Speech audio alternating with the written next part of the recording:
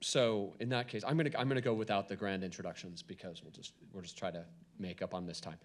So I'm pleased to introduce Danny Garland, who's assistant professor of theology at Ohio Dominican University, earned his PhD from Ave Maria, who will speak on Aquinas, Cajetan, and Vitoria on lethal defense.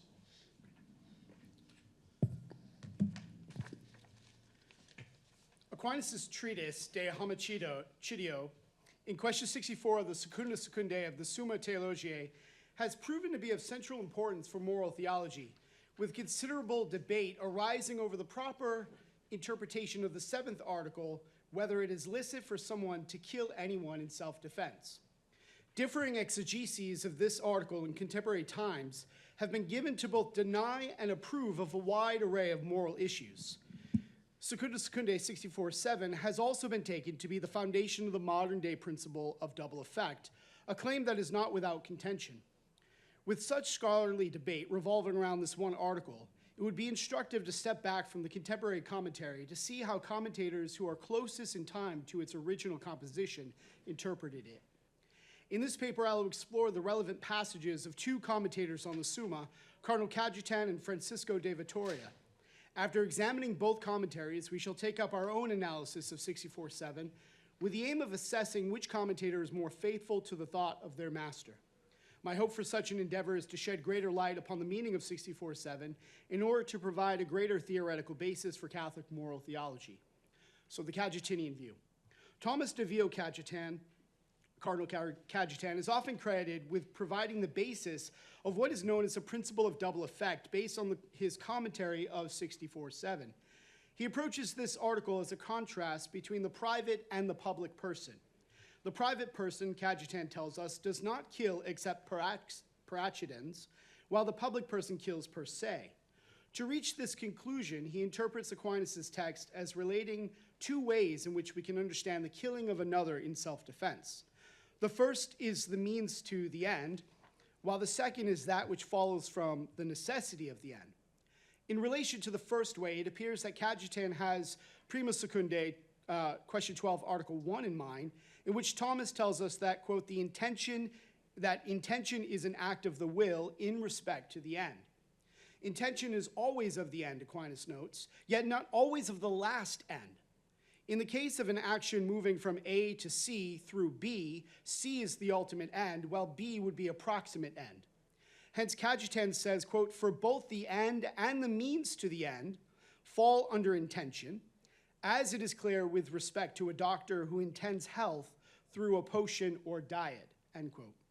In Cajetan's view, the private person whose end is self-defense is akin to the second way, and thus the killing of the attacker is seen as a sort of side effect, which is praeter intentionem, analogous to the weakening of a patient after receiving healing medicine. Therefore, the private person, quote, does not intend to kill so that he may save himself, but intending to save himself, he will not cease from defense of himself, even if the death of the other should necessarily follow from his own defense. End quote. When Cajetan says that the private person may not intend to kill so that he may save himself, it appears that he is taking intention here to be the means. Therefore, a private person may never choose a lethal means in order to save himself, while a public person can in fact use a lethal means in order to accomplish his end. Quote, for the public person, such as a soldier, orders the killing of the enemy as the means to the end subordinated to the common good, end quote. There seems, however, to be something that is lacking in Cajetan's treatment of 64:7, namely a consideration of the ordering of the means to the end. When Cajetan tells us that, quote, both the end and the means to the end fall under intention, he is correct, but it is important to understand the way in which this is the case. In treating of intention, Aquinas distinguishes between the means, which is called choice, electio, and the end, which is called intention, intentio. And this is quote A on your handout. Insofar as the movement of the will is to the means, as ordained to the end, it is called choice.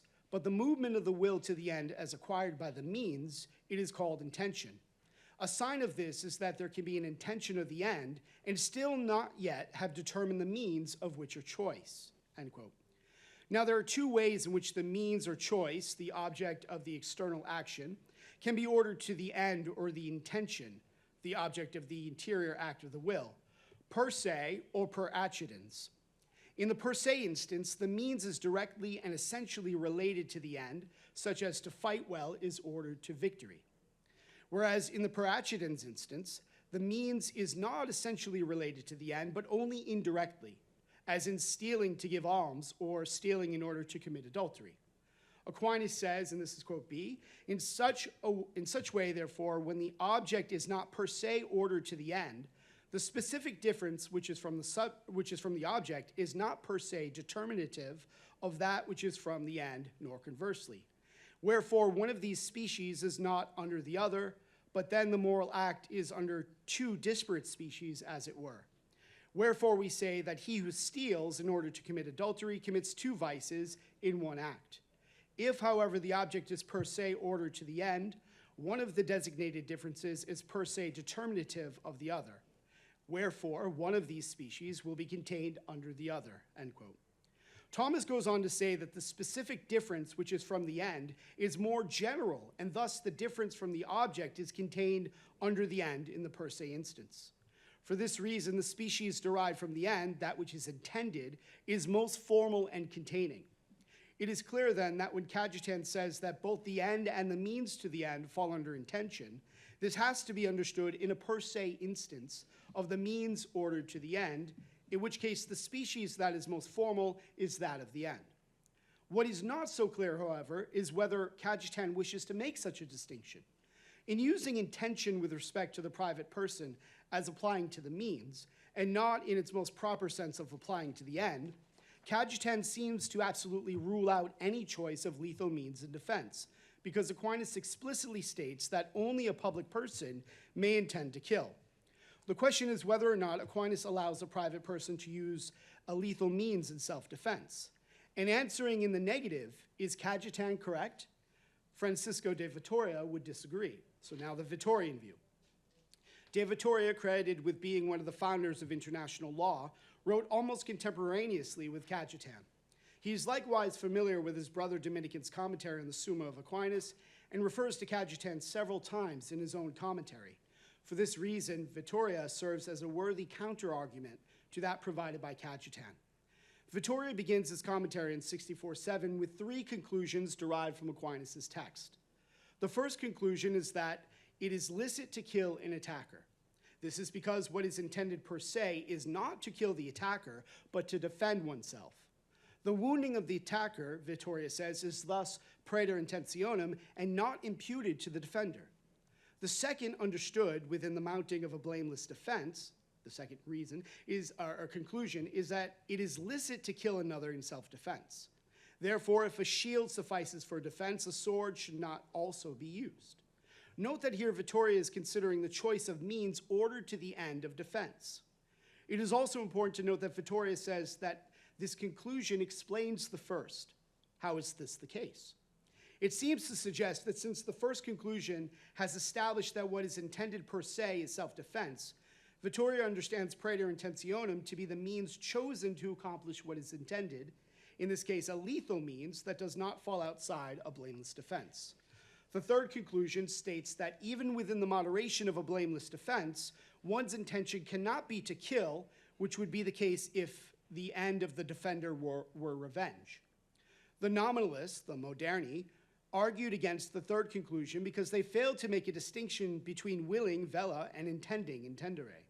For them, since, quote, it is licit to will to kill an attacker, therefore it is licit to intend to kill the attacker. Vitoria, however, is not convinced by such an argument, and while affirming the antecedent, categorically denies the consequence. The antecedent stands because if a defender only has, say, an arquebus, a 15th, 16th century firearm, that was capable of piercing armor at close ranges, and thus cannot defend himself without killing his attacker, it is licit for him to do so. The consequence is denied because, and this is, quote, C, there is a difference between choice, electionem, and intention, intentionem. Because intention is of that which is intended per se as an end, in this way, therefore, it is not licit to intend propter se, the death of another, but only to do all that he can credibly for his defense, end quote. This distinction between choice and intention is aptly illustrated by Vitoria with the example of a man who wills, for the sake of health, the amputation of his arm. The man does not intend for his arm to be amputated, but it is the only way necessary for the sake of health, as one can imagine if there was an infection in the arm that, if left alone, could spread to the rest of the body. Thus, he wills the amputation of the arm, not as an end in itself, but rather as a means for the end of health. In the same way, a man who is being attacked does not intend to kill the attacker, but a lethal means is the only option he has to save himself. Therefore, he wills as a choice, being that which is most applicable to the ratio of this particular defense, a lethal means in order to achieve the intended end of self-defense. Here we see that while Aquinas' distinction between choice, means, and intention end in Prima Secundae 12:4, odd 3, does not seem to play a role in Cajetan's interpretation of 64:7, it is of the utmost importance for Vitoria. Likewise, the latter also seems to understand the ordering of the means to the end as being one of the per se instants of Secunda Secundae 18:7, for Vitoria affirms that the defender can use whatever means are credible to obtain the end of defense, even if this necessarily requires a lethal means. Thus, after examining the commentaries of both Cajetan and Vitoria on 64:7, we come to see that they disagreed greatly in their understanding of Aquinas' text. While both agree with Aquinas that a defender can never intend to kill, Cajetan denies that the attacker can choose a lethal means, whereas Vitoria affirms such a choice. Which interpretation is correct? To answer this, it is necessary to undertake an exegesis of Aquinas on our own, keeping in mind 64:7 within the wider corpus of the Summa. So, an analysis of Aquinas on 64:7. The way most contemporary commentators approach this article is under the assumption that it espouses a principle of double effect. Guided by the view that Cajetan assuredly puts forth the principle of double effect, and that the impetus for doing so derives from his correct interpretation of Aquinas, it is understandable why this would be so. But should we read it this way? Does not such an a priori assumption lead one to misinterpret the text before one is even finished with the first sentence of the Respondeo? I propose that the key to understanding what Aquinas affirms here is to keep in mind the two ways in which the means are ordered to the end, as explained by Prima Secundae 18:7. Hence, the question to ask is not whether Secunda Secundae 64:7 concerns the principle of double effect, but rather which way of ordering the means to the end does Aquinas propose for lethal homicide, per se or per accidens? It seems that our answer to this question comes from the response of the fourth objection of 64:7. In that objection, it is argued that since homicide is a graver sin than fornication or adultery, and no one may commit either fornication or adultery in order to save one's life, likewise is it forbidden to kill someone to save one's own life. To this, Thomas states that fornication and adultery are not acts that are ordered from necessity to the saving of one's own life, quote, as is the act from which homicide sometimes follows, end quote. Thus, we can see that there is a necessary or per se relation to the means of killing and the end of saving one's life that is not found with fornication and adultery. Now, surely not every act of defense will include killing, but only that in which there is no other option. With this ordering of the means to the end in mind, we can proceed with our examination of the body of 64:7. At the beginning of this article, Aquinas sets forth two basic guiding principles for answering the question of the liceity of lethal defense. This is quote D on the handout.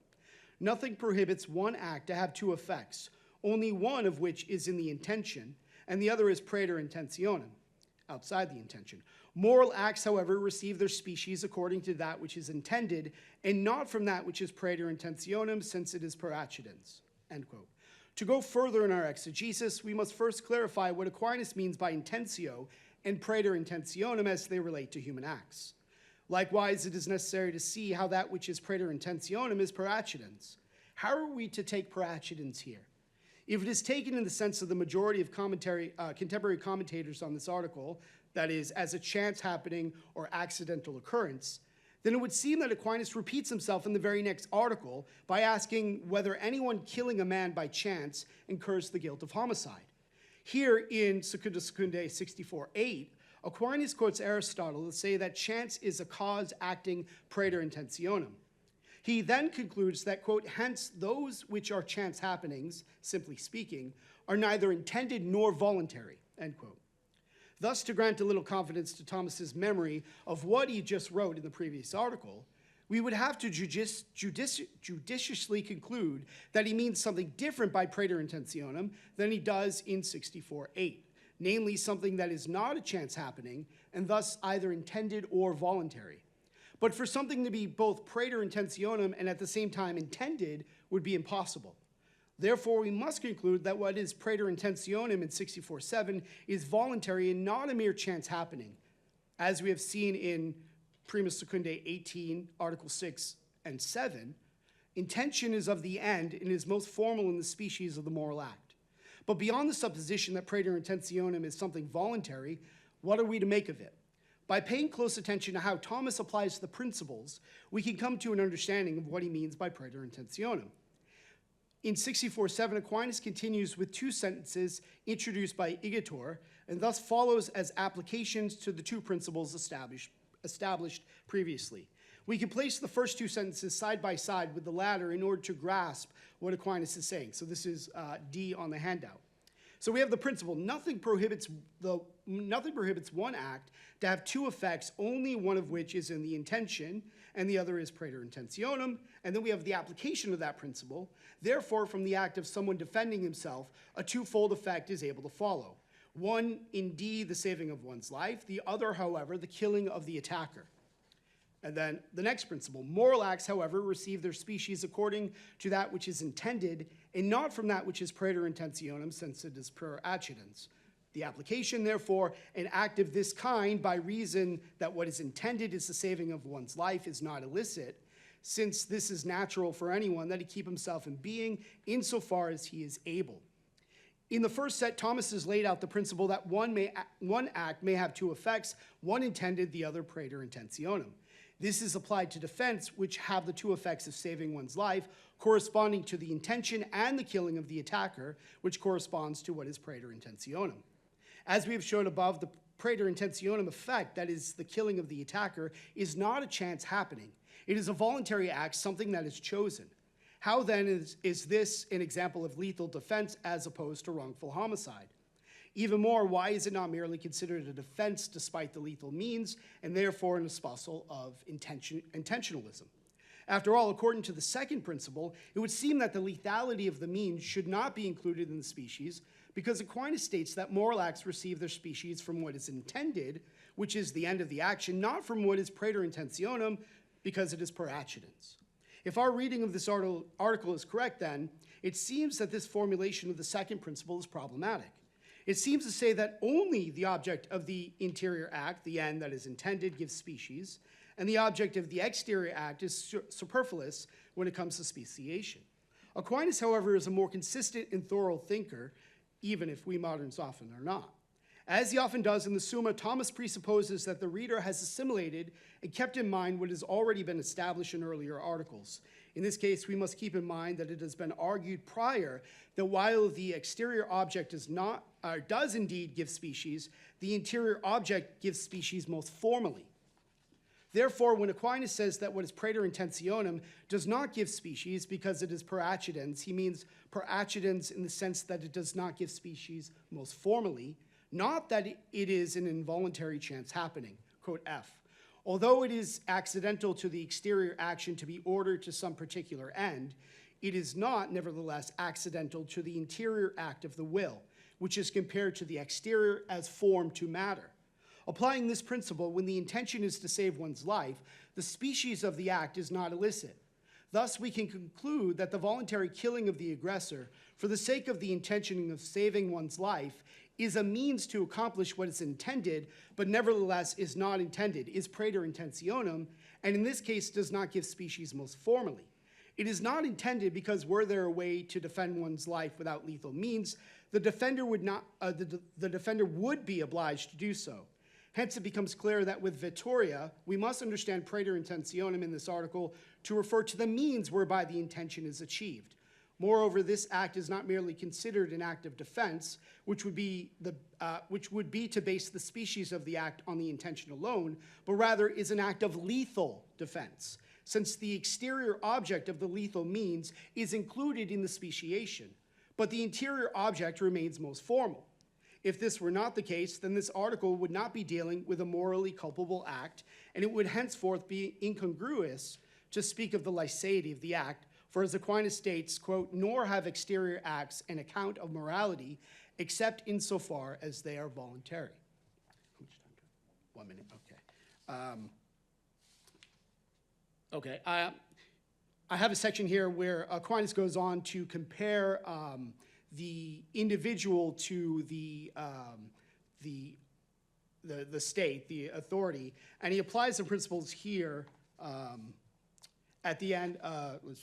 He says, this is, quote, G, but because it is not licit to kill a man, the application, it is illicit that a man intends to kill a man so that he may defend himself. The principle, except for the public authority on the account of the common good, the application, except for him who has the public authority, who intending to kill a man in defense of himself, refers this to the public good. So the private person cannot intend to kill, but he can choose a lethal means, whereas the public authority can indeed intend to kill because this refers to the public good. Putting the principle and application side by side allows us to see that when Aquinas says that it is not licit to kill a man, rather than this being a contradiction to what he seemingly argues earlier in the article, it refers to that which is intended, which is only licit as an intention for the public authority in reference to the public good. Likewise, we can see that when Cajetan only allows the public person to use a lethal means to achieve the end, he does not quite grasp the text of Aquinas. For according to Thomas, the killing on the part of the public person is not a means, but rather an end. Moreover, instead of denying the private person the use of lethal means, contra Cajetan, Aquinas argues that it is not illicit insofar as it is proportioned to the end of self-defense. Speciation coming from matter and form, what is if the end is most formal. But what is the means, praeter-intentionem, still gives speciation. So it's lethal defense, not just homicide or defense. Thus, it is that we must conclude that when it comes to Secunda Secundae 64:7, de Vitoria is the more faithful commentator over Cardinal Cajetan. Thank you.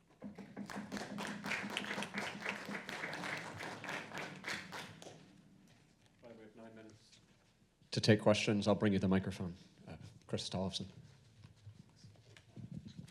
Yeah, thank you for your paper.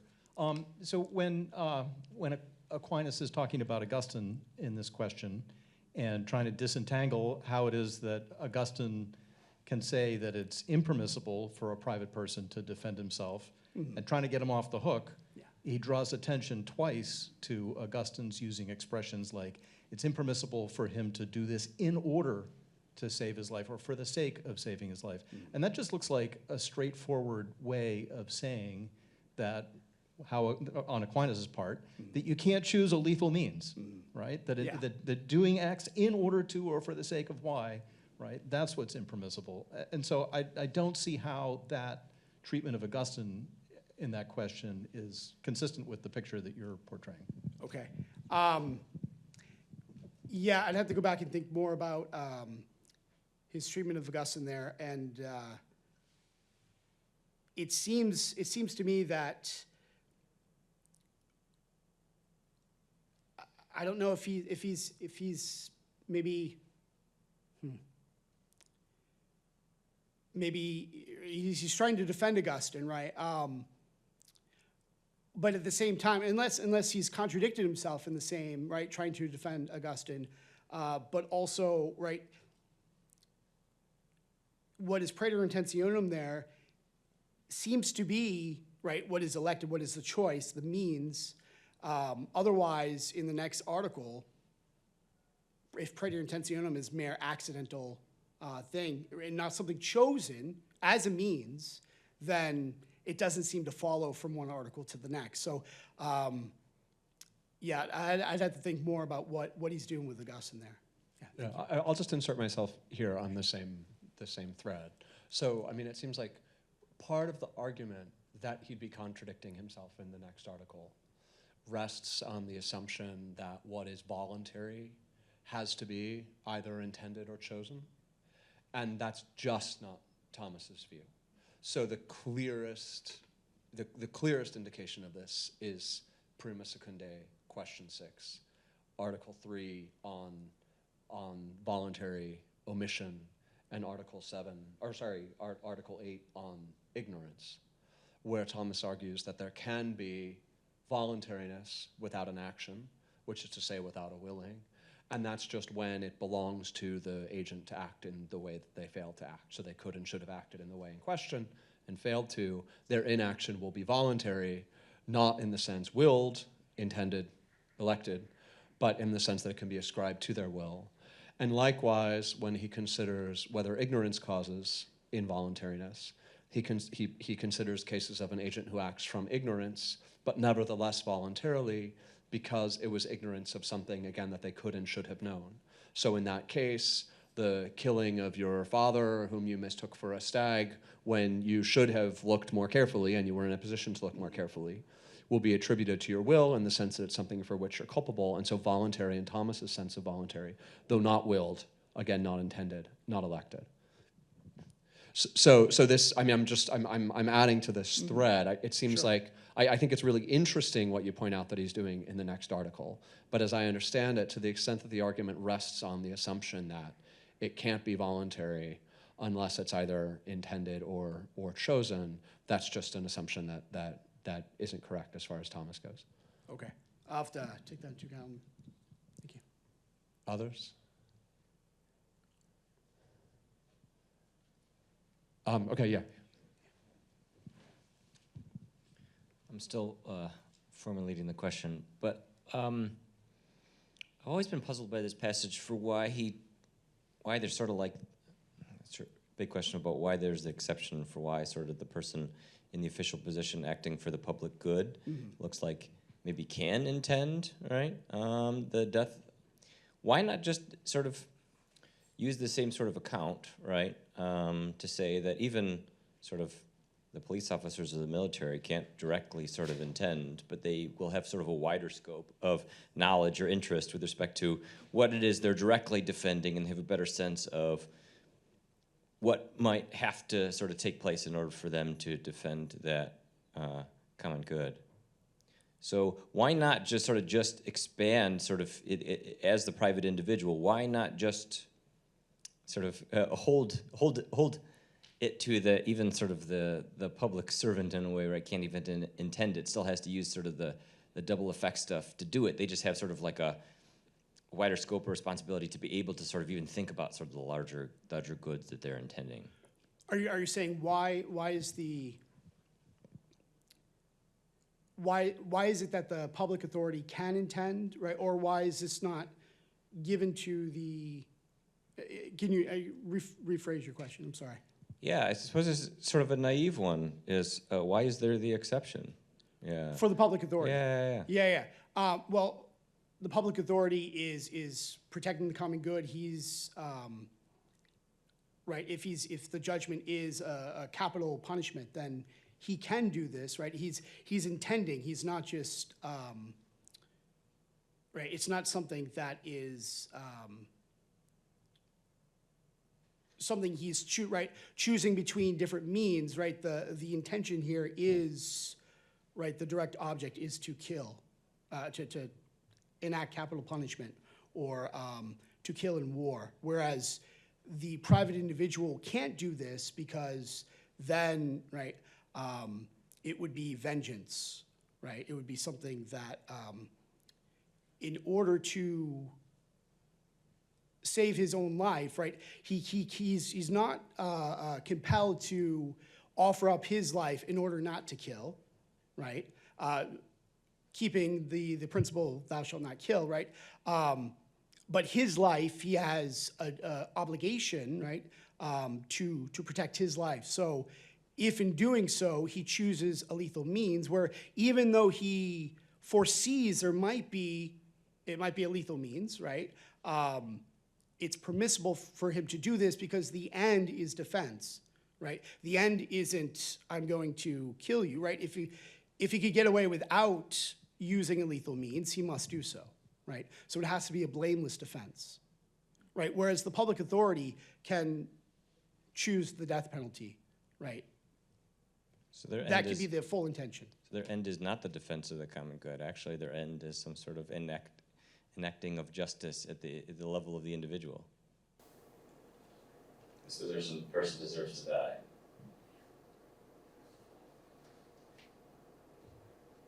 I think it's, in Thomas, that's still, even that judgment of justice is still referred to the common good. I mean, it's worth noting, as at least to my knowledge, kind of capital punishment aside, on which it waffles, the position Jeremy lays out is like just the position that the Catechism takes on these matters, and as far as I can see, utterly incoherent. It basically says that the state can kill only praeter intentionem, and so makes what is done in war, for example, look unintelligible. Yeah. All right, we should move to our next speaker. Thank you.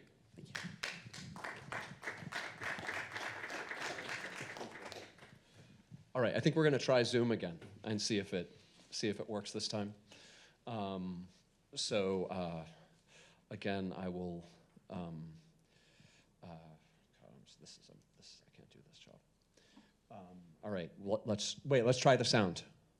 Armando. Hi, can you hear me now? Yes, we can hear you. We just got to turn you up, but we can hear you. Armando Romero from the University of Surrey, who he'll give us his title while I try to find it on my phone. Thank you very much. It's an honor for me to be here with you and to present part of my doctoral research at the Congress. So the title of this paper is Rethinking Practical Reason in Thomas Aquinas, Finnis, and Irwin on Prudence. This is part of my doctoral research, and the idea is to develop a conception of practical reason from this debate between Finnis and Irwin on Prudence. I'll not read all the paper because it's very long, but I'll read the most important part and articulate everything. So in his essays, Prudence about ends and practical reasons foundations, John Finnis deals with There's Irwin's account of Aquinas' conception of practical reason. According to Finnis, Irwin's account changes on the right lines in his work, Practical Reason Divided, Aquinas and His Critics, becoming broadly compatible with the one that he defends. Nonetheless, both in Prudence about ends and Practical Reason's foundations, Finnis suggests that Irwin's account of Aquinas' conception of practical reason is in some way unsatisfactory. Considering the similarities and differences between Finnis's and Irwin's account of Aquinas' conception of practical reason, in this paper, I present some ideas for the development of a revised account of Aquinas' conception of practical reason. For this purpose, first I explain Irwin's account of Aquinas' conception of practical reason and its evolution. Second, I explain in what sense Irwin's account is broadly compatible with that defended by Finnis's and Finnis's concern regarding Irwin's account. Third, I explain the critical role of the appetite, power, in Aquinas' conception of practical reason, and argue that Gabriel Vázquez's, Francisco Suárez's, and Thomas Cajetan's accounts of human action open the door to a reading of Aquinas' conception of practical reason that ultimately comprehends it as a human power detached from the appetitive power. First section, Irwin's account of Aquinas' conception of practical reason and its evolution. So before I think starting with these sections, I think it's important to highlight the main problem about this debate. So the problem is that in the Summa Theologica, we find two passages which seem problematic for Irwin, and then he will try to give a solution to this inconsistency. And then Finnis also tries to explain this apparent inconsistency in Aquinas. So the passages are in the Summa. The first one says this: and so it belongs to prudence not to set the end for the moral virtues, but only to determine the means to the end. So that's the first passage. And the second one is the following one.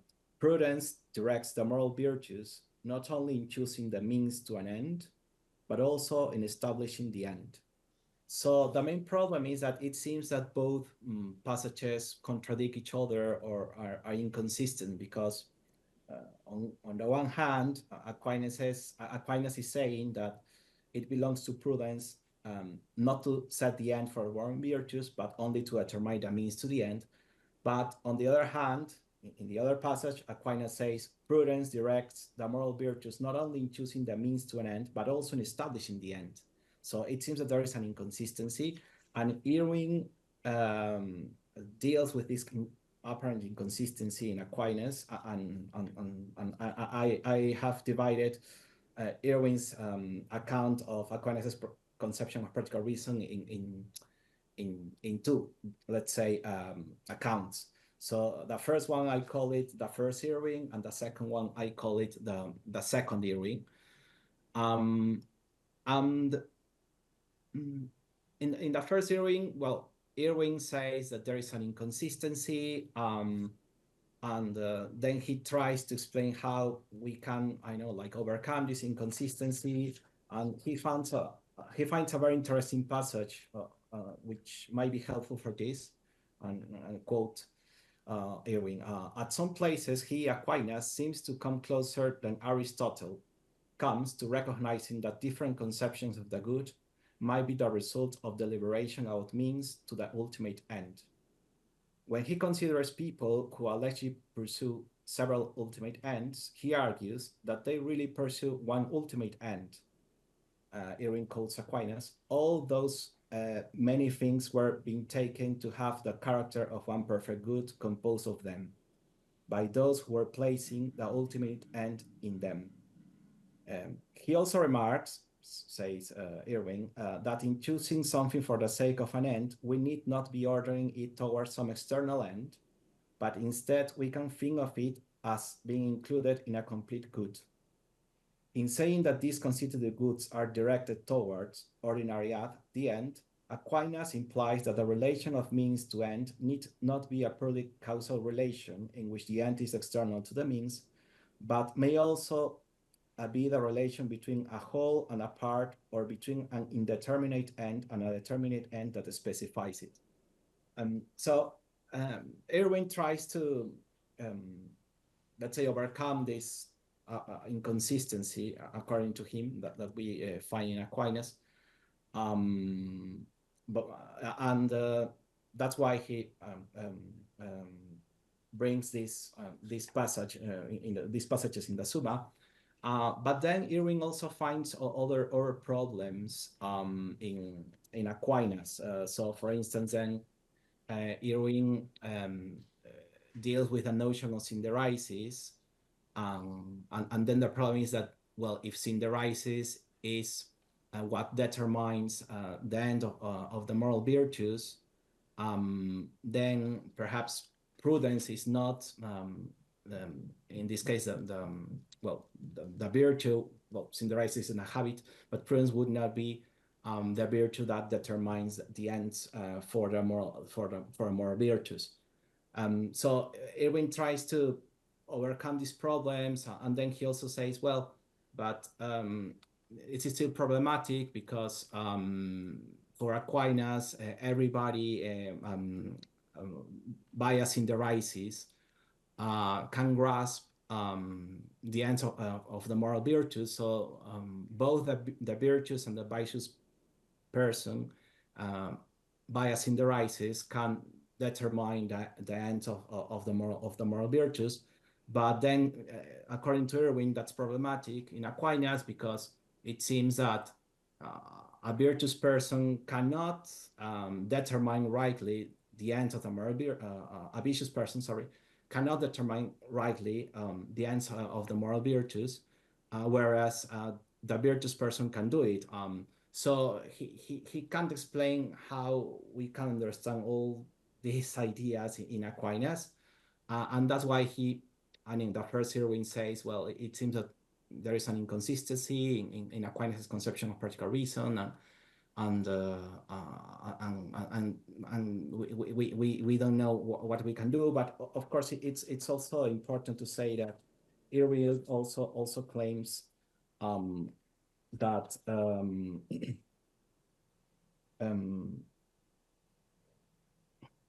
sorry. Yeah, so even though but Irwin recognizes that he doesn't know, or he completely Aquinas' conception of practical reason, or perhaps he doesn't know it completely, and that perhaps he's also misinterpreting Aquinas, and that's the first Irwin. But then the second Irwin, he says, well, yes, we should consider, in order to overcome this inconsistency, let's say, that when Aquinas talks about means, he's talking about constitutive means, constitutive goods, constitutive parts of a broader end, specifications of a broader end. And this idea, I think that it was discussed by Wiggins, Cooper, Nussbaum, and this is really interesting. And also then, Irwin proposes that perhaps we can understand synderesis in a thin way. So according to Irwin, synderesis might just grasp the principle that that we should act in accordance with reason. And so for Irwin, that's the only knowledge that synderesis can give us, that we should act in accordance with reason. And that would be for him a thin conception of synderesis. Then Irwin, in order to also overcome this apparent inconsistency, says that, well, we can understand prudence in two ways. So we have microprudence and macroprudence. Microprudence is the prudence that works from the specifically virtue end to the right actions, and that's microprudence. And macroprudence is the prudence that works from the universal end to the specifically virtue end. So, for example, microprudence would say, if bravery, let's say, establishes that we should not be guided by fear, but by reason, and then we see a spider, let's say, and we have to protect our son from the spider, but we have fear. Then microprudence would say, well, in this particular situation, if you want to be brave, you have to protect your children from that spider. So microprudence would tell us that concrete action that should be done. But macroprudence is different for Irwin. So for Irwin, macroprudence works from the universal end to the specifically virtue end. So the universal end, let's say, is happiness, or it could be happiness. And then the idea is that macroprudence might specify happiness. And we can say, well, a specific part, let's say, well, a specific or a part of happiness is friendship. So macroprudence would discover that friendship is a constitutive part of happiness. So that would be the work of macroprudence. And that's the second Irwin. And for the second Irwin, Aquinas doesn't have any inconsistency in his approach, because now, of course, if we make this distinction between microprudence and macroprudence, yes, of course, now we are able to say, well, those passages in the Summa do not contradict each other, because in one passage, Aquinas is dealing with microprudence, and in other passage, Aquinas is dealing with macroprudence. So it's not that there is a contradiction. But however, there are some issues that I find in Irwin's account of Aquinas' conception of practical reason. One is that, and Irwin recognizes this issue, is that synderesis becomes irrelevant as he cannot guide virtuous actions, because Irwin still sticks to this thin conception of synderesis. And according to this thin conception of synderesis, synderesis only tell us that we should act in accordance with reason, but it seems that if that's the only thing that synderesis can tell us, it seems that synderesis becomes irrelevant as it cannot guide virtuous actions. So yes, we should act in accordance with reason, but what else? Let's say there is nothing else, and it seems that that's not a sufficient guide for virtuous actions. And Irwin recognizes this problem. Another issue with Irwin's account of Aquinas' conception of practical reason is that for Irwin, synderesis is only grasping one end of the virtues, but according to Aquinas, synderesis grasps more than one end, not only one end. And the other issue that I find in Irwin's account of Aquinas' conception of practical reason is that the role of the appetite in practical reasoning is not considered at all. Irwin doesn't discuss the role of the appetite when Prudence deals with the specification of the ends or with the specification of a concrete action that should be done. And I think that's also a mistake. Now, let's go to the second section. So in what sense Irwin's account of Aquinas' conception of practical reason is broadly compatible with Finnis's account and Finnis's concern regarding Irwin's account? So in this section, I claim that for Finnis, there is not an inconsistency in Aquinas' claims, and Finnis also recognizes that these passages that I read could be problematic. Yeah, it seems that there is a contradiction, but then he quotes Cajetan and then explains that there is not such inconsistency. And then Finnis, as Irwin, recognizes that Prudence not only determines the means to the end, but also determines the specific ends. So Finnis also believes that we can talk about constitutive goods, the constitutive means, etc. And I think that that's also interesting in Finnis's account. And then there is a concern. So Finnis believes that there is a problem with Irwin's account in the sense that for Finnis, there are many ends prescribed by synderesis, not only one. So in that sense, Finnis also recognizes that concern that I have with Irwin's account of Aquinas' conception of practical reason. Now, in this section, I just have like one concern about Finnis's account of Aquinas' conception of practical reason, and the concern is that Finnis, of course, in Aquinas, and I was discussing this with Finnis in Budapest some days ago, in his work Aquinas, in a footnote, he recognizes that the appetite also has a role in prudence, but still, I think that perhaps Finnis should highlight more the role of the appetite in the activity of prudence. So that's my only concern about Finnis's account of Aquinas' conception of practical reason. So the role of the appetite in practical reason is not that clear, at least in this discussion. Even though, as I said, in his work Aquinas, in page, I have, maybe I can read it, in page 119, in the footnote 81, Finnis says, for prudentia is not simply a matter of reason, but is partly a matter of interest, desire, and disposition. Insofar as it is in one's reason alone, it is called practical sciences, namely ethics, economics, and political theory. Prudentia involves bringing one's actual deliberations, choices, and actions under the real direction of the truth which those sciences consider.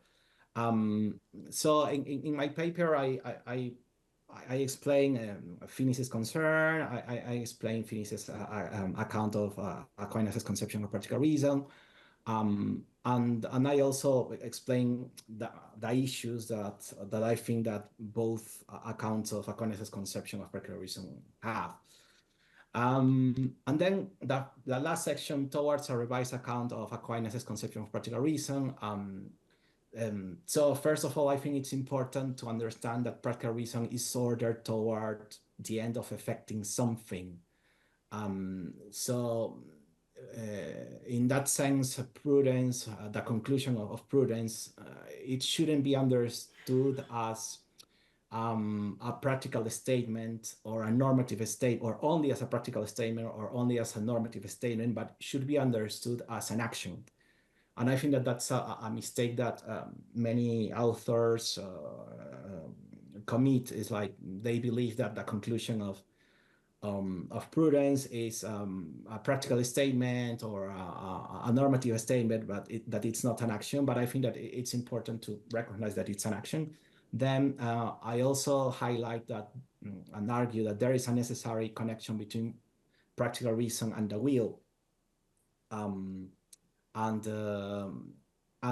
I also argue that the operation of practical reason always has as a starting point something that the agent already desires or aims to achieve.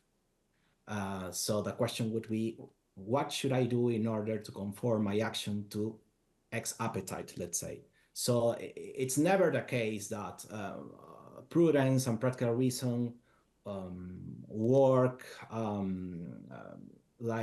without considering the desires that already are in the agent or the dispositions that already are in the agent. So I think that that's very important to take into account, because sometimes I think that we just dismiss the role of the appetite, the role of the dispositions of the agent, the role of the character traits of the agent, and we believe that reason alone can grasp the good, let's say, and I think that that's a mistake. So what I'm trying to highlight in this paper is the role of the appetite in practical reason, and this is also interesting because as we already have some desires and some dispositions, we can also say that there are already some ends or goods already appropriated by us, by the agent, and there are character traits, constitutive parts of an agent. So in that section, I highlight that. Then I also claim that rational practical activity can create a desire or move the will. And there are upright appetites. So I explain the appetites, and I explain that we have upright appetites, and how is it that we can have an upright appetite. For that we need the right end, and the appetite should aim the right end. And at the same time, this right end is a constitutive end or a constitutive good. So we have a broader end. Our character, of course, necessarily aims at this broader end, which is, well, not our character exactly, but we have this natural desire for happiness, but at the same time, we have different understandings of happiness. So, and we assimilate those understandings of happiness during our lives.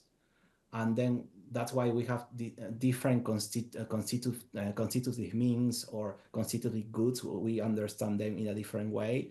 And I think that's also that we should take into account. And finally, I think I only have 1 or 2 minutes. I think that synderesis provide us with the preliminary specifications of the ends of the moral virtues. So I think it's different to say that synderesis only tells us that one should act in accordance with reason, than to say that synderesis tells us that human life should be pursued, for example. I think that there is more guidance if we don't have this like thin conception of synderesis, and we have a thick one, let's say, in which at least synderesis can tell us human life should be pursued. Then I also, in this last section,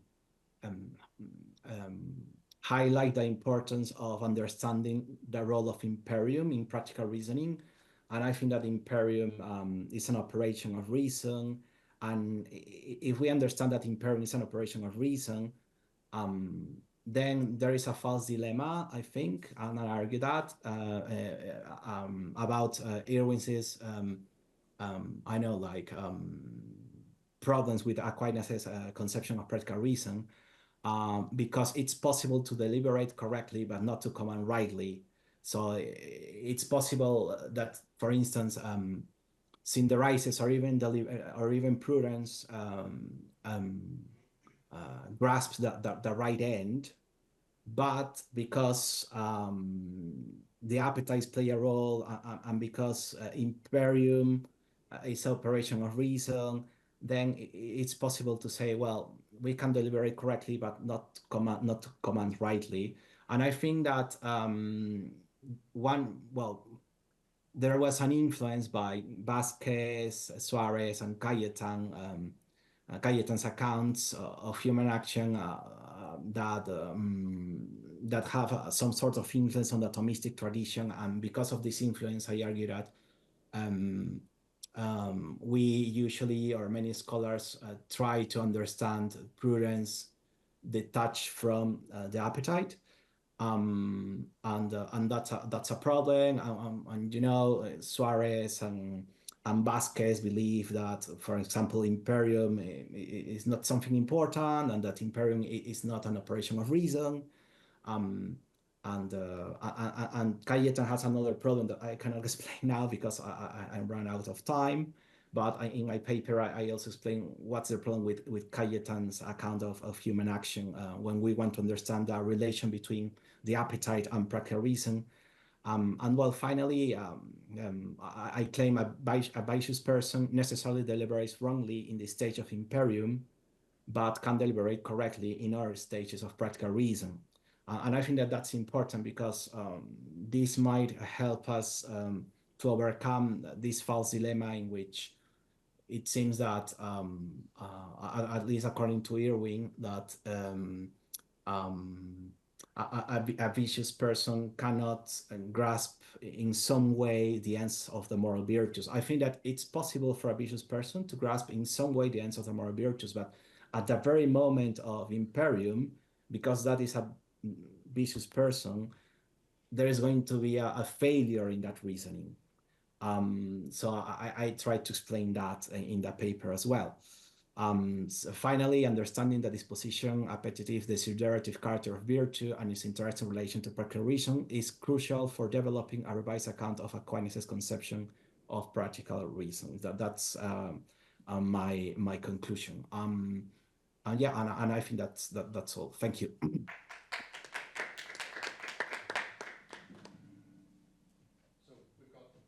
We've got time for one or two questions. Sorry. Yeah, I'll go ahead and ask one. So I wonder, how do you see your version of the idea that practical reasoning is grounded in appetite to be different from like the kind of classical Humean version of that same idea that's so prevalent in contemporary philosophy? How does the Thomist version of this idea differ from that one as you develop it? Okay, thank you very much. That's an interesting question. So first of all, I think that, yeah, appetite is important, but I have to say that for Aquinas, at least in my interpretation, the appetite or desires are grounded or are based on some understanding. So it's not that we have, let's say, a blind appetite. It's always the appetite. The appetite always follows reason. So if we already have some appetite, some desires, it's because we already have a conception of the good. And because we already have a conception of the good, then we have these desires and appetites. So in that sense, I think that there is a distinction between these Humean accounts of practical reason, because as far as I know, appetite for these Humean accounts of practical reason is not something that follows from an understanding of the good. I don't know if that answers your question. Yeah, I mean, that's interesting. I guess, so I think I had heard you as saying something different, and I mean, I'm out of my depth. I guess I would have wanted to read Aquinas not as saying that appetite follows on an apprehension of the good. I mean, one thing you might think is that Aquinas could have a view where appetite just is a kind of apprehension of the good. A creature is made with appetites that orient it toward its own good. I mean, the simple reason to worry that it couldn't follow on a cognitive apprehension of your good is, I mean, there's twofold. One is you can apprehend something as a good without having an appetite for it, and then children and dumb animals have lots of appetites and very little cognitive apprehension, at least understood in a certain way. Yeah, that's interesting. Thank you very much. I think that there we can also bring into the discussion a power called by Aquinas the cogitative, or via cogitativa. And for Aquinas, the cogitative and the via cogitativa, yeah, we can find that in children. Also adults have this, power, but still, I think that in Aquinas, this cogitative apprehends something. I mean, grasps something as something good, the particular good. Actually, for the cogitative, I mean, in order to, the cogitative work, the cogitative grasps the particular good, and after grasping the particular good, then we have this a desire or a disposition. And which is interesting is that for Aquinas, we can shape the cogitative. So, of course, we can perhaps with a cogitative grasp something that according to us is good, but it's not good. And then when we are adults, we can shape the cogitative with, let's say, universal reason can shape the cogitative, and then we can, let's say, correct the cogitative if the cogitative was wrong. I don't know if that in some way answers to your question. Yeah, very helpful. Thank you, Armando. No, thanks. So our final speaker and everyone's final speaker pre-homily for this excellent week is Kate Jackson-Meyer, who's a postdoctoral fellow in the Human Flourishing program at Harvard University and has a PhD in theology from Boston College. She'll speak on rethinking Thomistic intention. Thank you. So today what I would like to discuss is what counts as unintended and intended effects in Aquinas' thought. As we know, in the Segunda Secundae, which Dan has brought this out already, of the Summa, question 64, Article 7, Aquinas writes, "Nothing hinders one act from having two effects, only one of which is intended, while the other is," and I'm translating it as beside the intention. For Aquinas, as we know, human moral acts are composed of object, intention, and circumstance. Intention, or finis operantis, is a formal part of the action or the heart of the morality of an action. Aquinas explains that intention, properly speaking, is an act of the will. It is an inclination of the agent as the movement of the will towards an object perceived as good. Intention is always for an end, approximate or ultimate end. Intention is deeply related to the object of an action and is understood in light of circumstances, and so includes the goal of an action and its means. Within this exists the intended effects of an action. When making a moral judgment, unintended effects for Aquinas, as many scholars assert, can include foreseeable or highly likely effects of an action that are undesired or unwanted. In a hard case, these are not the means of the good effects, and the bad effects are proportionate to the good caused. In this paper, I will challenge that interpretation of Aquinas' notion of intention by drawing out his references to repugnance of the will, which I submit indicate the existence of effects that an agent abhors that are foreseeable and unwanted and yet are intended. I will argue that for Aquinas, foreseen effects of actions are intended, even those that are unwanted, and the unforeseen effects are beside the intention. So I'm going to begin with a case study. In the 2015 film Eye in the Sky, it depicts a situation in which armed forces are planning a drone strike on a compound in a suburb of Nairobi, Kenya, in order to prevent suicide bombers in the compound from preparing and initiating an attack. Outside the compound is a little girl selling bread. She will likely die in the blast. Some people in the chain of command try to pass on the final decision to trigger the drone to someone else because they are reluctant to be part of the little girl's likely death. The drone pilot tasked to pull the trigger on the attack is especially hesitant. This is a sufficiently complex case, but what I want to discuss is how it is typically justified using the standard understanding of intention and the principle of double effect. So using double effect here, the drone strike is good or neutral according to just war theory. The evil, the girl dying, is unintended according to the way this is usually understood. No one wants the girl to die. In fact, they employ various, ultimately unsuccessful creative interventions to get her out of harm's way. The evil effect is not the means to attaining the good, so killing the girl is not inherent to the act, and the good effect is proportionate, the loss of life of one girl to save many. But while the death of the girl is considered unintended in this schema, moral experience suggests otherwise. It seems hard for agents to claim not to will or intend to kill the girl when they understand that her death is an almost guaranteed consequence of their actions. This is displayed in the film through the many players, especially the drone pilot, who can't quite get on board with justifying the attack and the almost assured death of the little girl. Similarly, soldiers at war who are completely knowledgeable about just war theory and the principle of double effect, who are trained to fight and kill, report, and you can see this in the moral injury literature, they report being very hesitant to proceed in similar circumstances and are often subsequently seemingly unconvinced that the justification analysis holds true. Standard notions of intention assert that these moral agents are not morally responsible for the unintended effects, the collateral damage, the girl's death, but they often seem to think they are. I believe these kinds of responses should cause us to pause and wonder whether intention functions in the way it has claimed to. I'm not making an argument based on soldiers' feelings, but I'm suggesting that these moral experiences and growing bodies of research point to questions that should prompt us to investigate whether what they are saying might be valid, and if so, how that could be the case. As it relates to the occasion of our gathering together here, Aquinas, I suspect that these questions will help us to gain insight into his thoughts and its applicability today.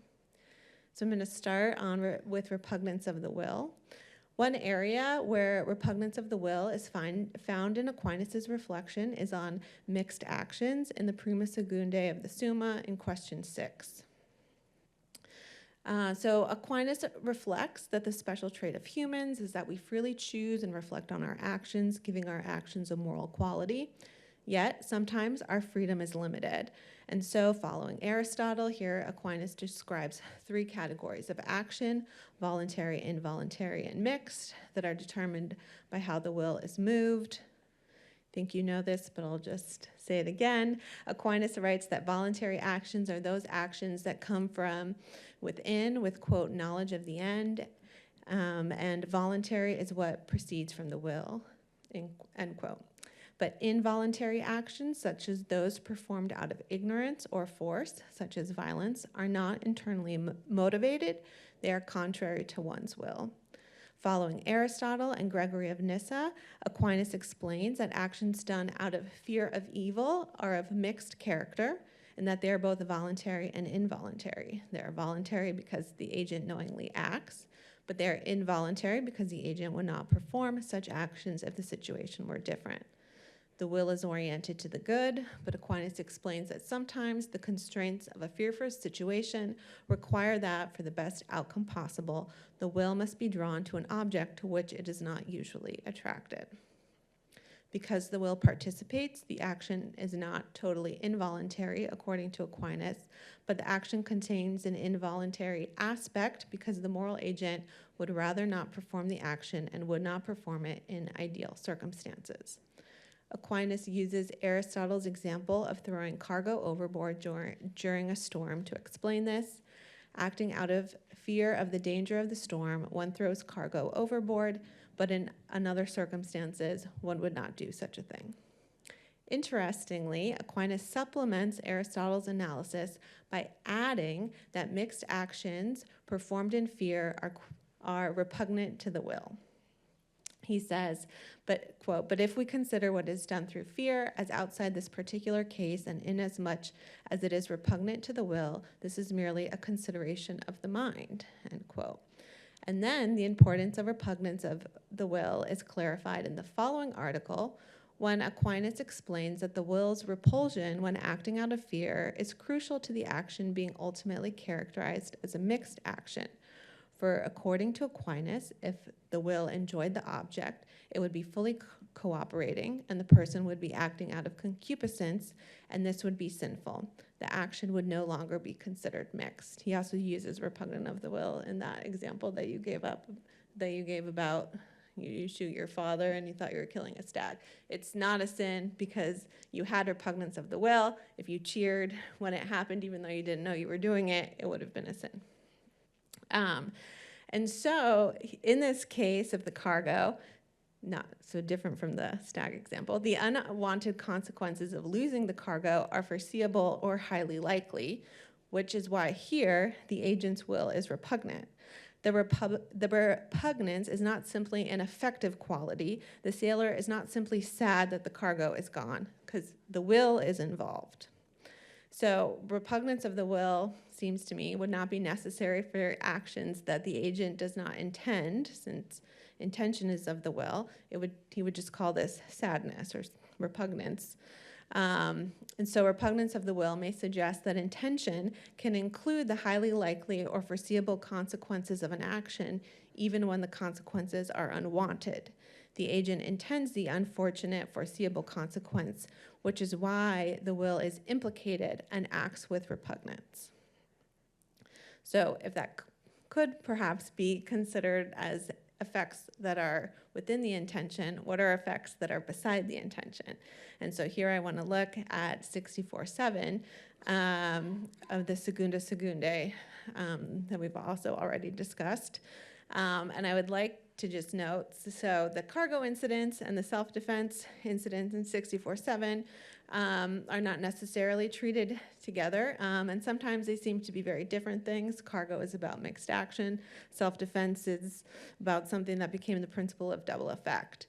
But they are morally similar and morally distinct, I think, in important ways. So both are incidents focused on actions, I think, with unwanted consequences. In both, the unwanted effect is the means of achieving the desired effect. Destroying the cargo is how the ship is protected in the storm. The death of the assailant is how the moral agent is safe. And because of this feature, neither actually satisfy contemporary uses of the principle of double effect, right? Because of that reason. So moving from there, there are differences, though, between the two of them.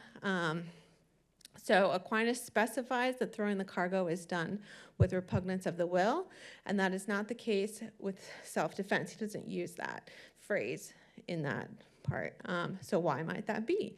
And I want to suggest that that's because the destruction of the cargo is foreseen and the death of the assailant is unforeseen.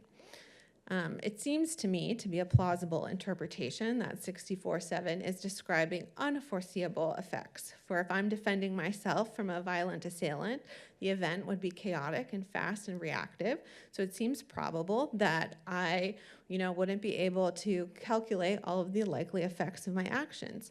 For instance, if I'm throwing my arms around wildly and kicking wherever I can, whenever I have an opportunity, it's unlikely that I could foresee that one particular kick in a vulnerable area will happen to lead to the assailant's death. The assailant's death that happens in self-defense then seems to be beside the intention in this scenario, insofar as the agent did not foresee it. So this death seems as if it could be accidental. Gregory Reichberg essentially disagrees with this line of interpretation, arguing that because Aquinas takes up accidental homicide in the next article, Article 8, then that article must not be about accidental issues, Article 7. However, given Aquinas' penchant for distinctions, I don't really see why we necessarily would have that. As I see it, 64.7 64.7 is where Aquinas raises the major point that an action can have intended effects and effects that are beside the intention. And then in the next article, Article 8, he goes on to further explain this by clarifying that effects that occur by chance can be included as effects that are beside the intention. In 64.8, Aquinas then further clarifies his understanding of accidental actions and effects. For instance, there he asserts that actions are not accidental when one is doing something illegal or without sufficient care, thus providing a full picture of how to understand accidental actions. This is further borne out in what I'm going to call the pregnant woman problem that Aquinas deals with. So within Article 8, Aquinas articulates an objection that raises the problem of hitting a pregnant woman who then miscarries, which causes the woman to die, but the death of the woman occurs in this objection as, quote, without any intention of causing her death, end quote. So the objection goes on to state, therefore, one is guilty of murder through killing someone by chance. So that's the problem, right? That somebody could be guilty of murder through killing someone by chance. In his reply to that objection, Aquinas explains why that is not murder by chance, killing the woman and the fetus. He first discusses how the death of the fetus and the woman are not accidental because it is unlawful to hit a pregnant woman. And as we just stated, unlawful acts cannot be considered accidental in Aquinas' view. So therefore, the assailant can be guilty of homicide. Then Aquinas adds something interesting. He says, quote, he will not be excused from homicide, especially seeing that death is the natural result of such a blow, end quote. So the foreseeable nature of the death of the fetus or the woman is part of what makes the assailant guilty of homicide, even though the objector stated that the death was not intended or wanted. This suggests to me that the foreseeable aspect of consequences is ethically relevant. Given the topic of the article, this indicates that what is foreseen is not also accidental, which is why it is taken up in this article. This demonstrates that Aquinas does not consider foreseen consequences as unintended, in my view. Reichberg, on the contrary, regards this as Aquinas using double effect reasoning, and thus sees Aquinas' response to the example of the pregnant woman as offering additional support for the classical interpretation of Aquinas on this issue. When trying to make sense of these competing views, mine and Reichberg's, a source of confusion is that the pregnant woman scenario is brought in by way of an objection. So it's unclear what to make of the term intention as it is used in the objection. The objection claims it was not the assailant's intention to kill the woman, and it's unclear whether the objection is using intention in the sense that Aquinas specifies it in the previous article, or if the objection and the use of intention is a colloquial version of intention, used perhaps casually and sloppily and incorrectly by the person who wages the objection. If it is the latter, then Aquinas' reply may be a challenge not only to the claim that the death was by chance, but also to the claim that the death was unintended. While the objector claims that the assailant does not intend to kill and worries that the assailant will be guilty of an act caused by chance, Aquinas' reply indicates to me that the death of the woman or the fetus is not a death that happens by chance, and that so is perhaps not unintended. That is not a death that is unintended. Rosemary Kellison's work further supports the Thomistic view of intention that I propose here. She points to the Summa Prima Secundae 25, question 20, Article 5, where Aquinas focuses on the distinction between foreseen and unforeseen consequences.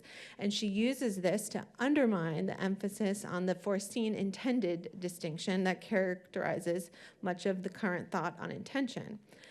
Kellison calls attention to where Aquinas writes the following, quote, the consequences of an action are either foreseen or not.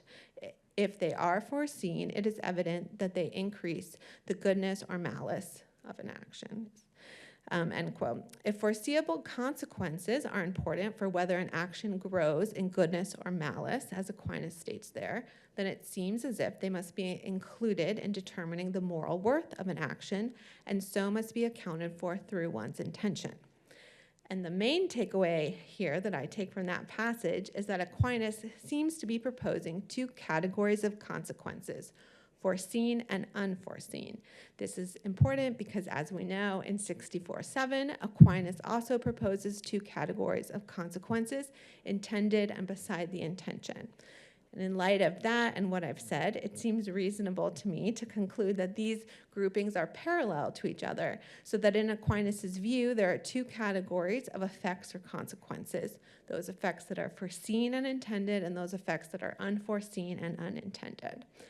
And I think that this aligns with the concept of repugnance of the will, wherein moral agents intend via the will the bad foreseen consequences of an action and so act with repugnance in light of the undesired foreseen consequences. In this view, foreseen effects of actions are intended and the unforeseen effects are beside the intention. Returning to the case of the drone strike, in the film, the sober silence of those involved in deploying the mission points to the lament of many decision makers taking stock of that tragedy at hand. The agents make choices for actions that have foreseen unfortunate consequences. I propose that these effects are intended according to this more expanded view of intention. The drone pilot seemingly bombs the terrorist compounds and kills the girl with repugnance of the will. He intends the girl's death insofar as it is the likely consequence of the action, and so he acts with repugnance of the will insofar as he despises that the girl will likely die when bombing the compound. An implication of this expanded notion of intention is that the drone pilot bears moral responsibility, and this better matches the moral experience of many involved in those kinds of cases who report having a sense of moral responsibility. I would add, for a longer discussion, that responsibility is likely mitigated when acting with repugnance of the will, because acting with repugnance is a sign of upright character in those kinds of impossible situations. And importantly, I think cases like these and moral experience can push us to examine Aquinas in light of pressing issues today. Thank you.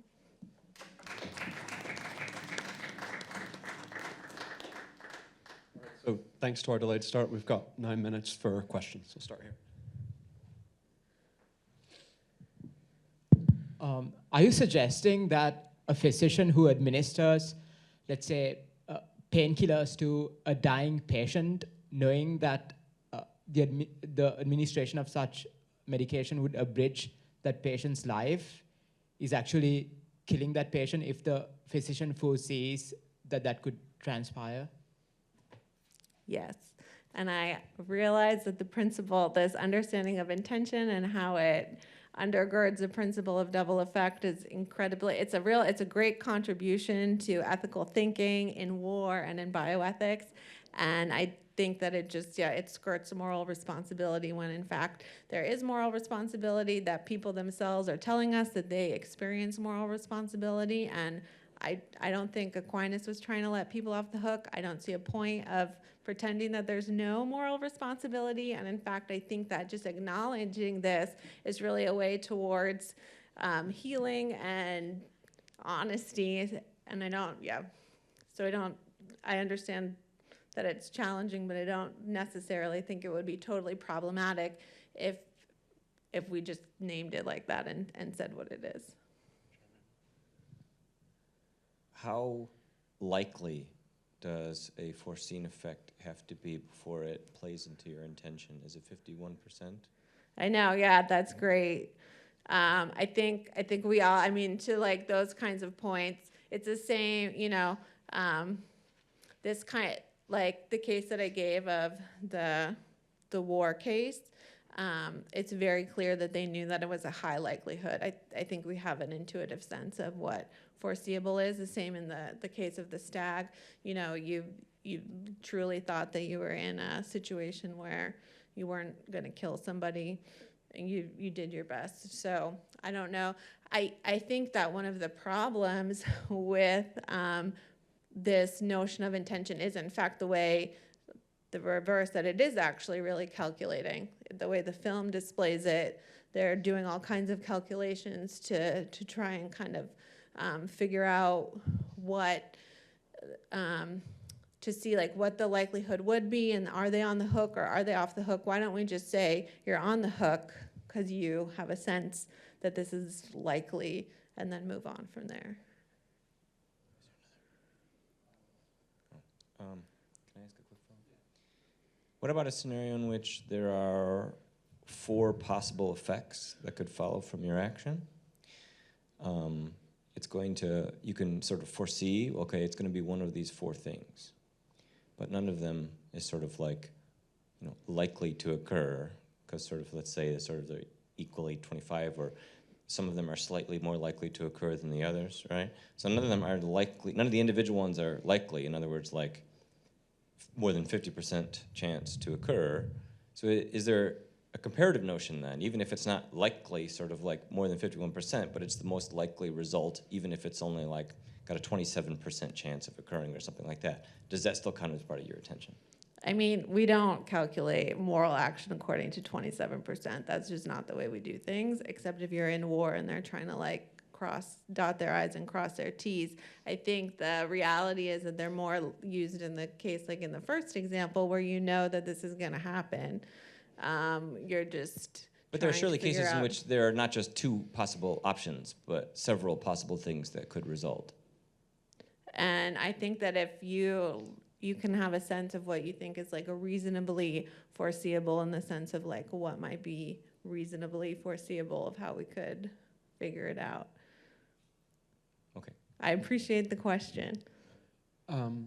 Yeah, I mean, I want to bring this back to something that I brought up in response to Dan's paper, which is that, and in your response to the earlier question, this came out, a seeming conflation of the category of moral responsibility or blameworthiness or culpability with what is intended. And that's an equation that Aquinas explicitly denies, right? He denies it very explicitly in the case of omissions. And he also denies it in the case of someone who didn't know but should have known. And they can be responsible for what they should have known, though clearly it lay outside the scope of their intention. That's what I take it he's describing in the case of the killing of the pregnant woman in question 65. So again, saying that the effects in question aren't intended, and I agree that's a difficult case to make in some of these cases, isn't to say that there are effects for which the agent is not responsible in any way, because you can be culpable for something that you did unintentionally. You can be culpable for something that you did even if it lay outside the scope of your intention. And it's also plausible that there's greater culpability for something that's done knowingly than for something done in ignorance, as long as the ignorance is blameworthy. It's just not the same kind of culpability as the culpability that belongs to something done intentionally. Right? So like going back to the earlier question, I mean, part of what's at stake in these questions about physicians administering care or military officials making difficult decisions, it doesn't have to do with the responsibility for what is done. You're responsible for what's done.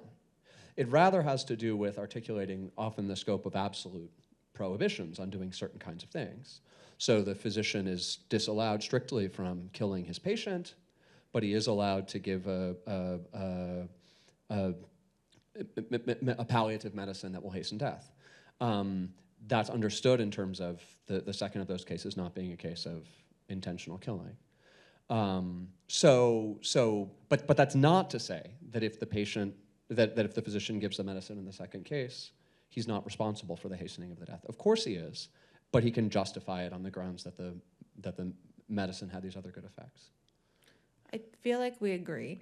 Because when you said that to him earlier, I was like, oh, I think that's moving in my direction. I think that the disagreement, though, is I think we both are reading Aquinas the same way. I think the use of intention and what it means for moral responsibility is used in a way that I think we seem to both disagree with as to where the emphasis is, because it's very clear in like the case from the film and the way double effect is used. It is exactly however they can calculate what is, they're trying to parse it out exactly on intention or not intention to figure out moral responsibility. That's how it's used. And we don't say that the doctor is morally responsible. We do say that there are these ethical considerations that double effect makes you consider, and so you should think of that, and you have proportionality, and you should even be sad, but we don't say that the doctor is morally responsible. I mean, I don't know what morally responsible means when we use it with that special emphasis. Look, so go to the case of the soldiers. I mean, again, there are different ways of being culpable.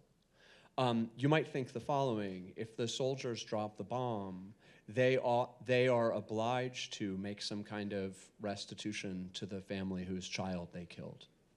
And that would also be the case if it had been, in certain kinds of circumstances, done accidentally, right?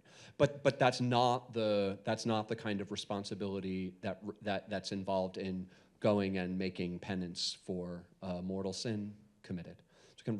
Responsibility can come in different forms. So what I'm suggesting is that I think that there's plenty of perversity in philosophical thinking about these kinds of military cases. And I do think that the case as you describe it illustrates this kind of perverse way of trying to wash one's hands of responsibility by saying it lies outside my intention. But I mean to say that part of the way to challenge that is to strongly resist the equation of what's your responsibility with what's in the scope of your intention, rather than by trying to have a concept of intention that expands to include that which is done knowingly but not desired as an end or as a means. Yeah, I mean, my sense, talk more. yeah, I mean, the people experience having moral responsibility. That is the way they understand it. And so reading this, like trying to find that in Aquinas seems to me a helpful way of putting together, stopping these perverse uses and putting together moral experience with his thought. Good. All right. Thank our speaker. Thank you, everyone. Thank you.